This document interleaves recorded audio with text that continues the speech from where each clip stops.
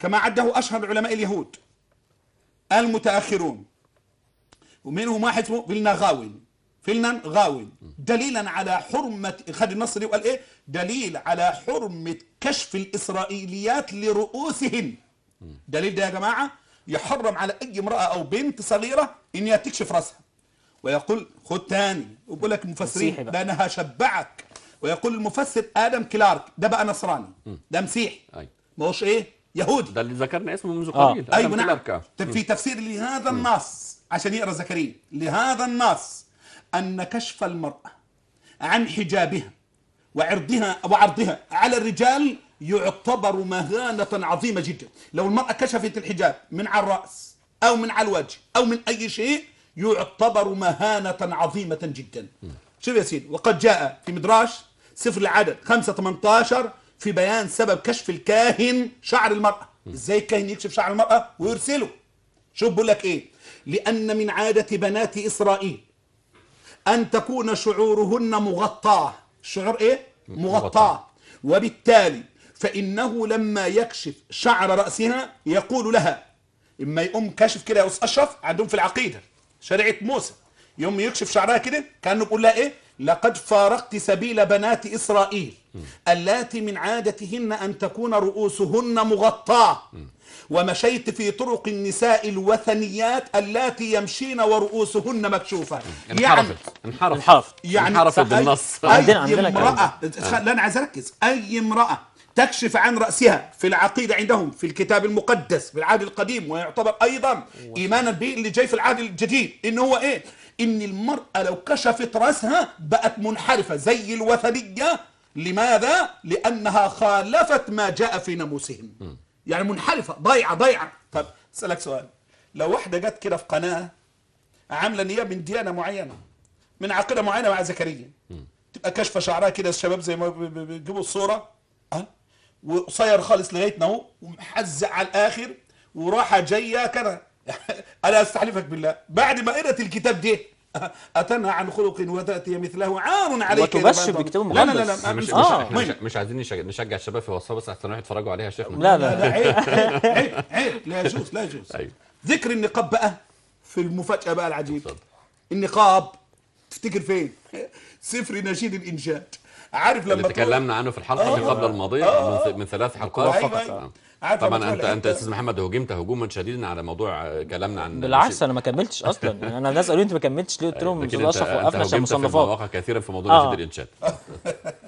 ذكر النقاب في سفر نشيد الانشاد. يعني تخيل بقى لما تكون جايب لي حاجه كلها محلوله تماما كده وكلها منتهيه وتقول لي فيه نقاب هنا. تعال بقى اهو ايه اللي جرى. سفر نشيد الانشاد الاصحاح 4 العدد 1: ها انت جميله يا حبيبتي. طبعا انا اسف ده مش كلام نصا يعني نقرأ انا ناقل. ها انت جميله عيناك حمامتان من تحت نقابك. لا تحتاج اي تفسير اخر. اشكرك ابو زيد، اشكرك يا ولد على الخدمات الجديده. نقول تاني في نشيد الانشاد او نشيد الانشاد اصحاح 4 العدد 1: انا مش هاهينك ابدا يا زكريا بطرس، هدعي لك بالهدايه والدخول الاسلام عشان الخدمات دي. ها أنت جميلة يا حبيبتي، ها أنت جميلة عيناك حمامتان من تحت نقابك. أنا مش هكمل الكلام الثاني لأنه صعب شوي. ماشي تمام. طيب احنا بنبحث عن النقاب والحجاب، بنبحث عن هاتين الكلمتين وهذين. في النقاب نبحث عن هذا الشبه. اي نعم. انا مش شغال حتى في الحجاب، انا شغال في النقاب دلوقتي. شوف يا سيدي، يعلق المفسر آدم كلارك اهو اشتغل تفسير. يعلق المفسر آدم كلارك على هذا النص بيقول ايه: ولعل هذا يشير إلى حد ما نوعا من الحجاب الذي ترتديه الكثير من النساء الشرقية.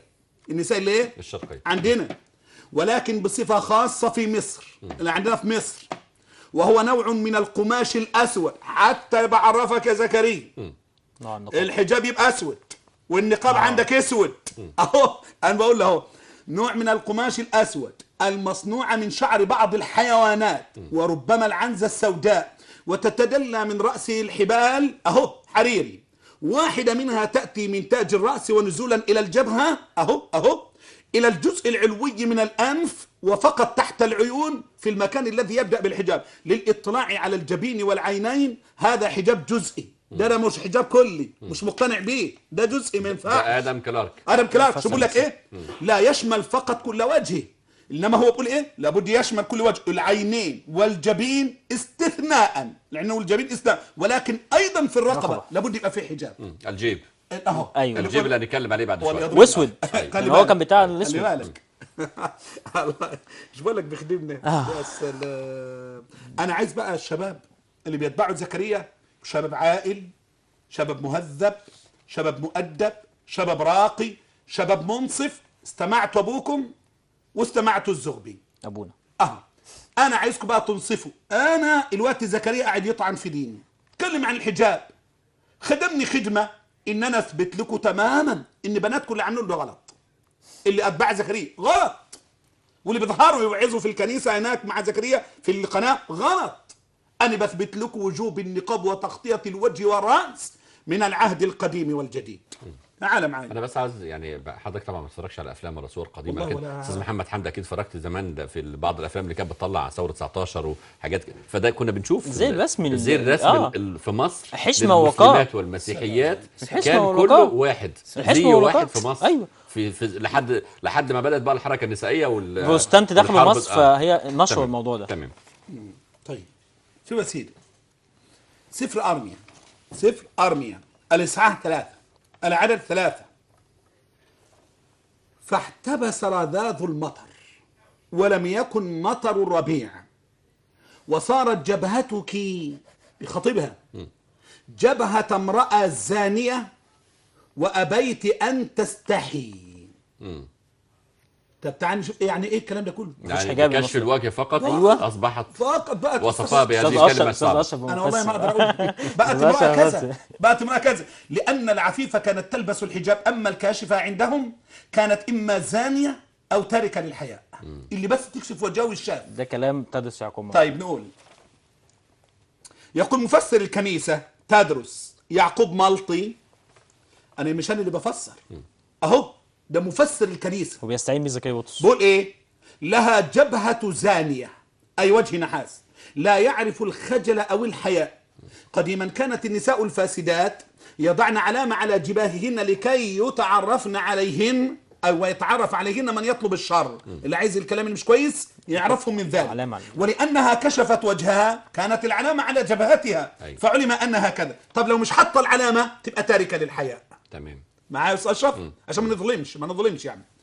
وجاء في المعجم الكتابي صفحة 180 الذي أشرف على تحريره الناقد الكتابي التقليدي الشهير فيليب شاف في مقال الجبهة، عمل مقال بس عن الجبهة دي، قال: كلما كان النساء يراعين العفة غطينا الجبهة بحجاب.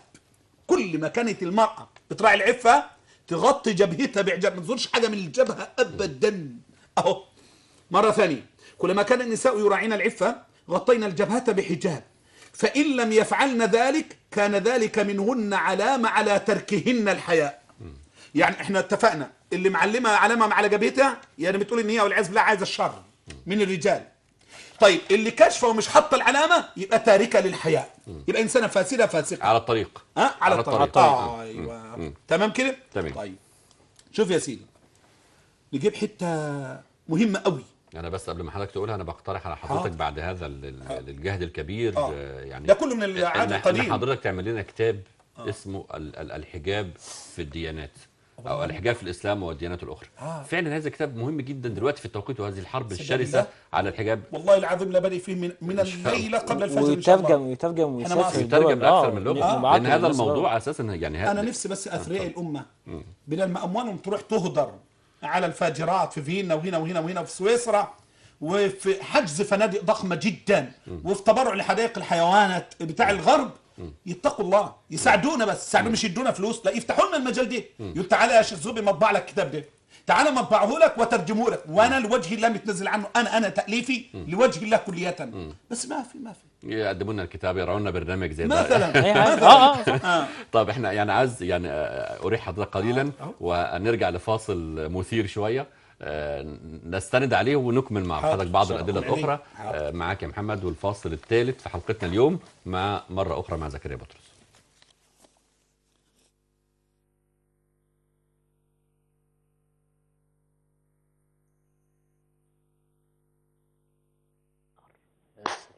شايف الفرق؟